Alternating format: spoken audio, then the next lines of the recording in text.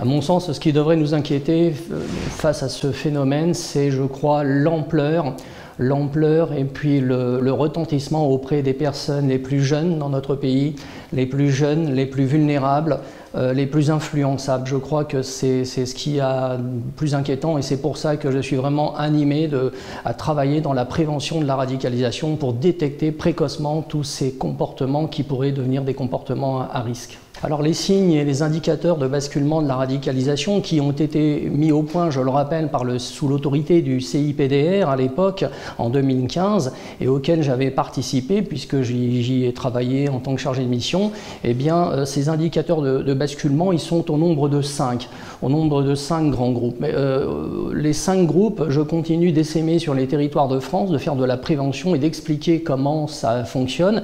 Ces 5 groupes d'indicateurs de basculement constitue ce qu'on appelle, faut vraiment le préciser, une grille de lecture. Une grille de lecture qui n'a pas de valeur scientifique, mais qui offre quand même des probabilités, qui est une aide pour les personnes concernées sur les territoires de France, quel que soit le milieu, policiers, magistrats, gendarmes, éducateurs spécialisés et éducation nationale, travailleurs sociaux, bien entendu.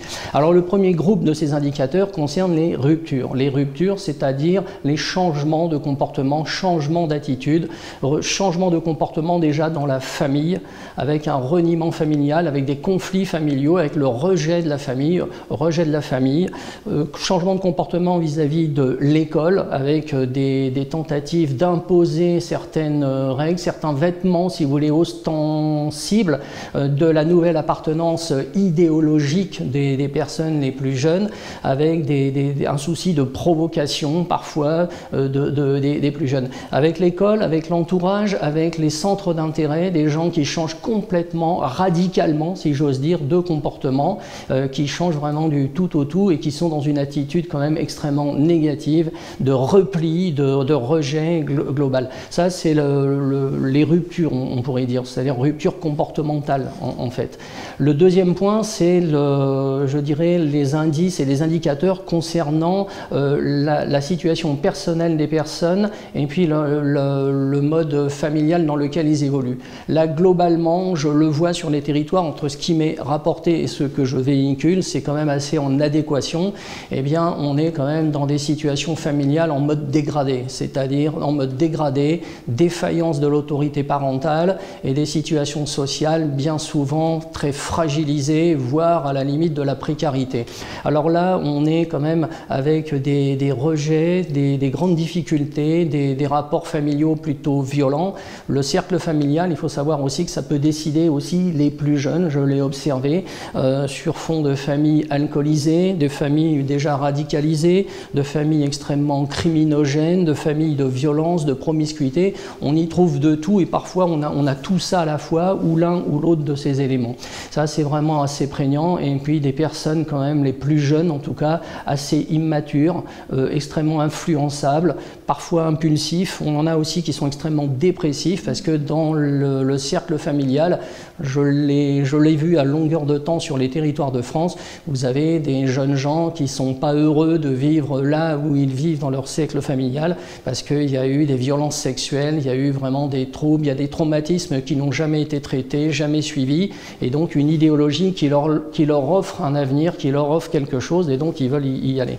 Troisième grand groupe d'indicateurs, c'est le discours, les discours et les théories, c'est-à-dire des mots nouveaux qu'on entend dans la bouche de jeunes gens d'environ 15 à 18 ans, des propos qui ne tenaient pas jusque-là. Alors en gros, les discours, il y a 4 grands types de discours, tout mélangé, parce qu'ils parlent de tout et de n'importe quoi. C'est un discours qui est extrêmement manichéen, binaire, très archaïque, très pauvre finalement. Il y a un discours extrêmement stéréotypé et en toile de fond, vous avez le complotisme, la conspiration. Là, ils en ont après la terre entière, après des groupes d'individus, un discours de haine très homophobe, très antisémite, anti-laïque, anti-chrétien, anti-tout ce que vous voulez. J'ai même découvert qu'ils étaient anti-Illuminati et une psychologue me disait mais ils ne savent même pas ce que c'est que des Illuminati. C'est-à-dire ils en veulent à la terre entière. Et un discours aussi, troisième point, qui est très inquiétant, un discours de sacralisation de la mort parfois, c'est-à-dire on a des jeunes qui vénèrent la mort, et un discours de vénération aussi des terroristes, de la violence, une espèce d'appétence nouvelle pour la violence, d'ailleurs ils se découvrent des passions nouvelles pour pratiquer des sports de combat qu'ils n'avaient jamais pratiqués, mais ce qui pourrait être le plus violent à leurs yeux, une appétence aussi vers les armes, vers des choses comme ça, et dans ce discours vous retrouvez tout ça, ce discours de haine. Quatrième point pour moi, c'est les stratégies de dissimulation de la nouvelle appartenance. Ils se dissimulent. Alors c'est stratégie un peu technique, on va dire, c'est-à-dire des stratégies déjà de faire des tours de sécurité pour voir s'ils n'ont pas été suivis. Alors ça revient souvent dans ce qui m'est dit. Le recours à des messageries cryptées, qui n'étaient pas des moyens de communication cryptés qui n'étaient pas indispensables, mais pourquoi c'est crypté? Ils parlent beaucoup de nuit et non pas de jour. On voit qu'il y a toute cette stratégie de changement de puce téléphonique à répétition pour ne pas se faire repérer. Donc ça, c'est toute la partie, disons, technologique, technique de dissimulation.